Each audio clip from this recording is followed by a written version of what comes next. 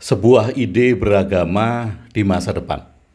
Mungkin ide ini saat ini tidak cocok untuk Anda, terdengar aneh barangkali atau nggak masuk akal, tetapi karena ini sebuah ide, mari coba kita selami bersama-sama. Siapa tahu Anda pun punya pendapat, punya argumen, punya opini tersendiri tentang ide beragama di masa depan.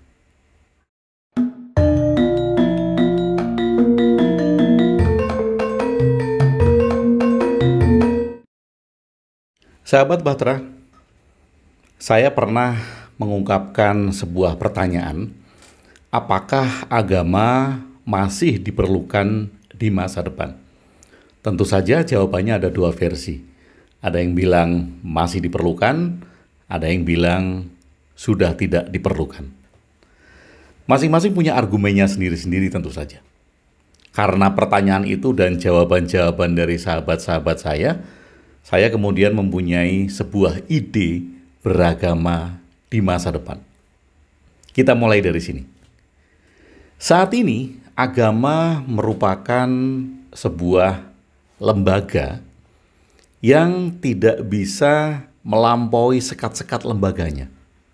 Maksud saya begini, apabila orang sudah masuk di dalam agama Islam, dia akan menekuni rukun-rukun syarat-syarat di dalam agama Islam. Kalau kemudian dia ketahuan masuk di dalam agama Kristen, Hindu, atau Buddha, atau sebaliknya ya, maka orang ini sudah dianggap murtad, keluar dari agamanya.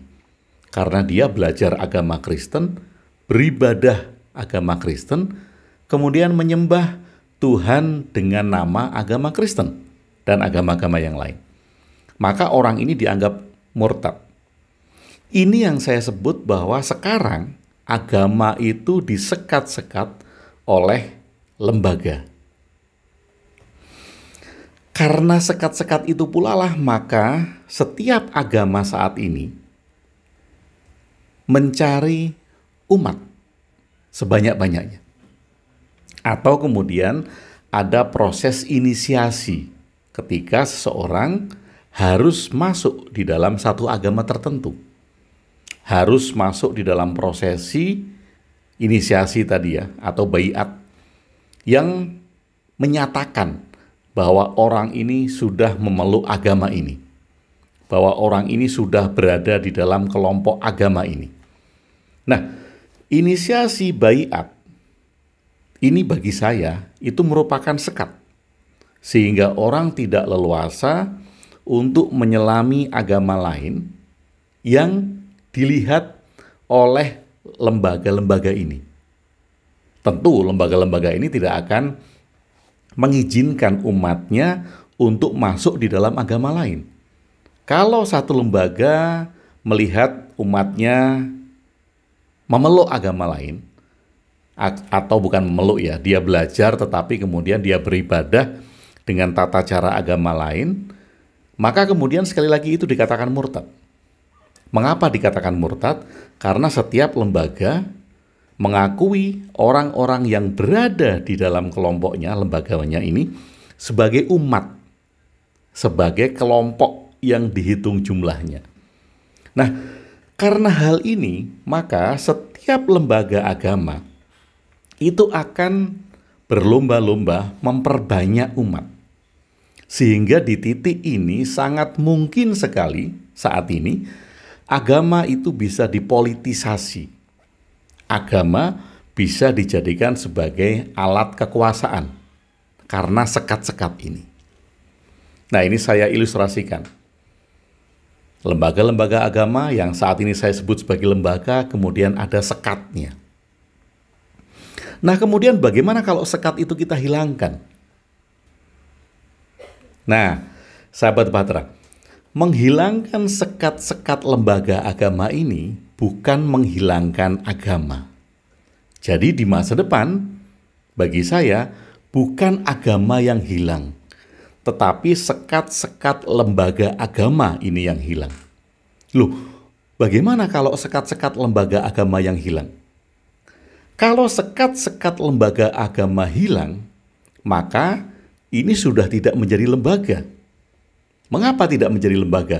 Karena dia tidak mencari umat, tidak mencari banyaknya orang yang ikut di dalam kelompoknya. Kalau dia bukan lembaga, oke lah, saat ini saya sebut sebagai asram atau padepokan atau rumah singgah. Nah, yang paling easy adalah rumah singgah. Oke, rumah singgah agama. Mengapa rumah singgah agama? Karena tidak ada sekat. Ketika agama-agama ini tidak ada sekat yang tadinya berupa lembaga dan sekarang menjadi rumah singgah, maka setiap orang bisa menyelami agama-agama yang ada. Tentu, karena dia menyelami setiap agama yang ada, dia tidak akan diharuskan untuk proses baiat, inisiasi, atau menerapkan peraturan-peraturan yang tidak boleh keluar dari rumah singgah tersebut.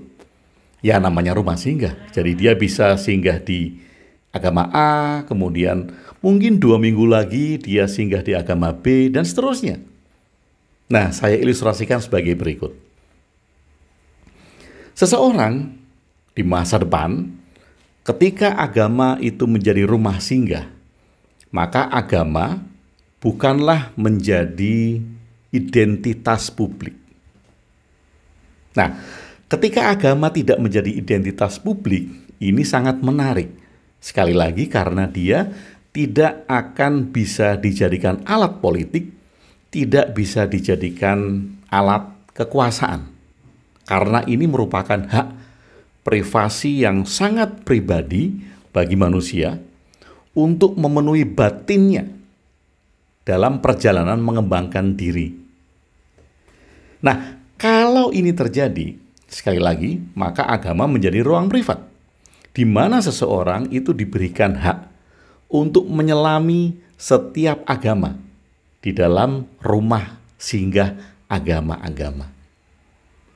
Oke, kita mulai dari sini. Seseorang bisa pada awalnya dia belajar di rumah singgah agama A. Kemudian tentu saja karena dia berada di rumah singgah agama A, maka dia beribadah sesuai dengan tata cara agama A, berdoa, kemudian menyebut nama Tuhan sesuai dengan agama A. Mengapa tidak bisa? Karena masing-masing agama di masa depan itu sudah tidak membicarakan lagi tentang Tuhan mana yang benar, tentang ajaran mana yang benar. Tetapi masing-masing agama ketika dia jadi rumah singgah tentu sudah menyadari bahwa setiap agama tidak akan memprovokasi orang yang berada saat itu di dalam agama tertentu untuk menjelek-jelekan agama lain dan tidak mengagung-agungkan agamanya sendiri.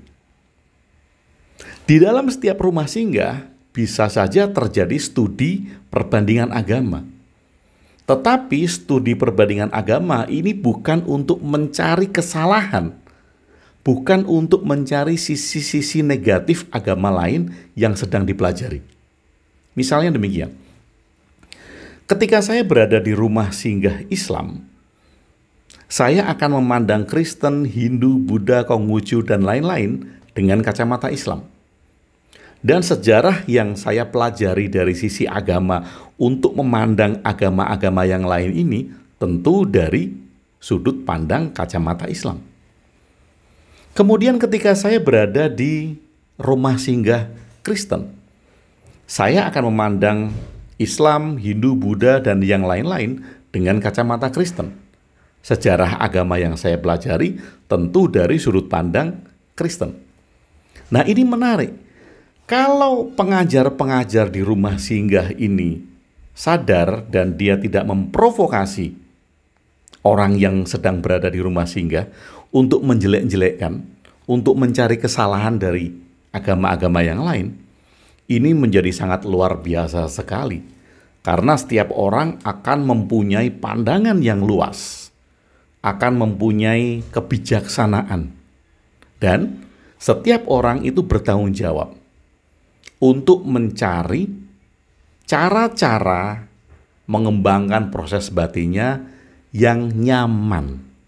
Bukan yang benar, tetapi yang nyaman.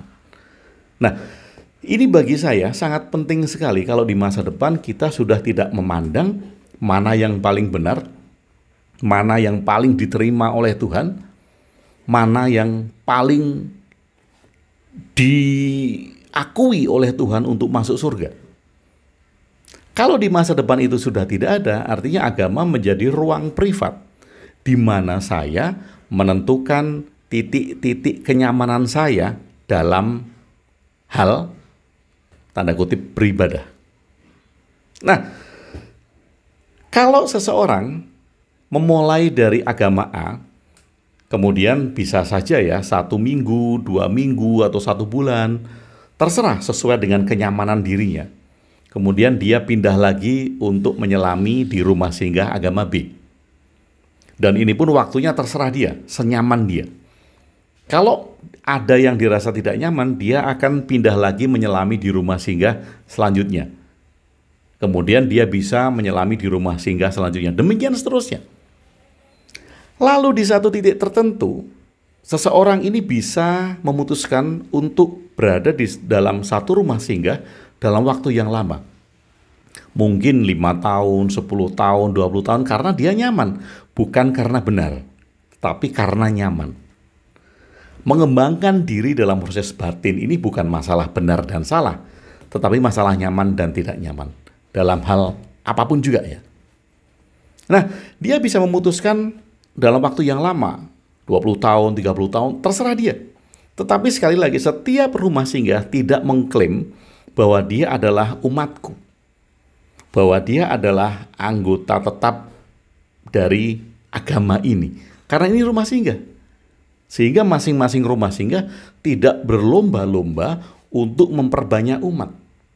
Masing-masing rumah singgah itu dengan penuh kesadaran menyediakan pelajaran-pelajaran yang mengandung budi pekerti yang baik di dalam setiap agama. Karena dia rumah singgah. Nah, kalau ini juga diterapkan di bidang pendidikan, tentu ya, pendidikan di mana seorang itu sudah remaja. Remaja itu sudah bisa memilih.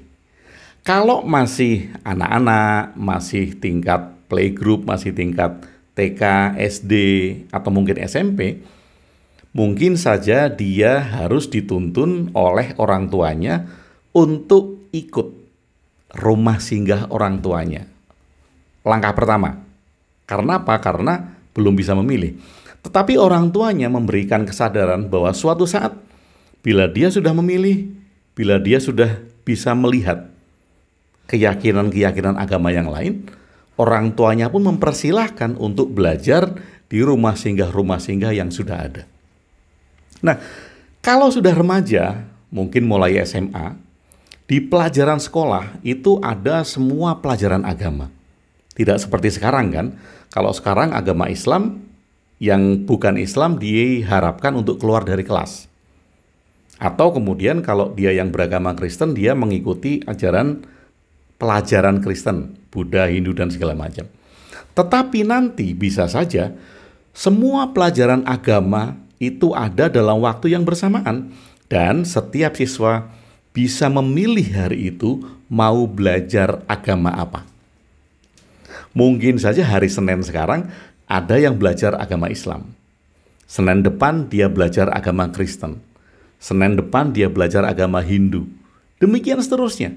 Jadi setiap siswa itu kaya akan pandangan-pandangan agama. Setiap siswa itu akan terbuka matanya untuk melihat sudut-sudut agama dari setiap sudut yang diajarkan di dalam agama-agama itu. Sekali lagi, karena ini rumah singgah, maka setiap pengajar di dalam agama itu di masa depan, itu saya harap, sudah sadar untuk tidak memprovokasi bahwa agamanya yang paling benar, bahwa hanya agamanya yang masuk surga, bahwa Tuhannya itu yang absolut benar.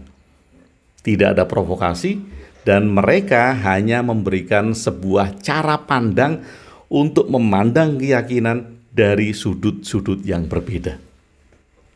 Nah, sahabat Bahtera, bila ide beragama di masa depan ini bisa kita cerna, dan sekat-sekat lembaga agama ini runtuh, bukan agamanya yang hilang ya, tetapi sekat-sekat lembaganya, maka sekali lagi agama tidak akan menjadi alat politik, tidak menjadi alat kekuasaan.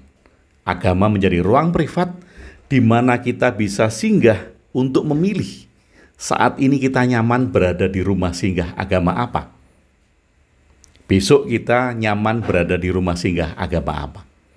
Karena di situ kita masing-masing sudah menyadari bahwa semua rumah singgah ini benar adanya. Semua rumah singgah ini membawa kebaikan tentang ajaran budi pekerti yang luhur dari setiap agama-agama yang ada. Kalau setiap rumah singgah agama ini memberikan sebuah pelajaran budi pekerti yang luhur ala agama masing-masing, maka dia tidak perlu mencari umat. Dan setiap rumah singgah tidak perlu memperbanyak umat. Orang yang berada di satu rumah singgah tertentu tidak diakui sebagai jumlah umatnya. Karena suatu saat dia bisa pergi, suatu saat dia bisa datang kapan saja untuk belajar bersama-sama tentang satu agama tertentu. Tapi tentu saja, ide ini mungkin saja tidak cocok bagi Anda. Karena ini merupakan ide, merupakan wacana, tentu Anda mempunyai sebuah ide tersendiri tentang agama di masa depan. Dan tentu saja, opini Anda, ide Anda tidak harus sama dengan ide saya. Yang jelas, ide-ide yang ada yang akan kita implementasikan di masa depan, tentu saja adalah sebuah ide yang lebih baik daripada saat ini. Karena kita melihat adanya hal-hal yang merusak saat ini, dalam arti bahwa agama itu dimobilisasi menjadi alat politik dan alat kekuasaan, maka kita bisa mencetuskan masing-masing ide atau opini untuk agama di masa depan. Nah, kalau Anda bersedia, silahkan tuliskan di komentar apakah Anda setuju dengan ide ini, atau Anda punya ide tersendiri, atau malah Anda akan mempertahankan agama seperti sekarang, karena bagi Anda, agama adalah kebenaran absolut, di mana keselamatan hanya ada di dalam agama Anda. Mungkin saja kalau itu pendapat Anda, sah-sah saja. Tetapi, mari kita berdiskusi tentang sebuah ide beragama di masa depan. Semoga bermanfaat. Terima kasih sudah bersama saya, Agung WP, di Ruang Diri. Salam cinta dan bahagia.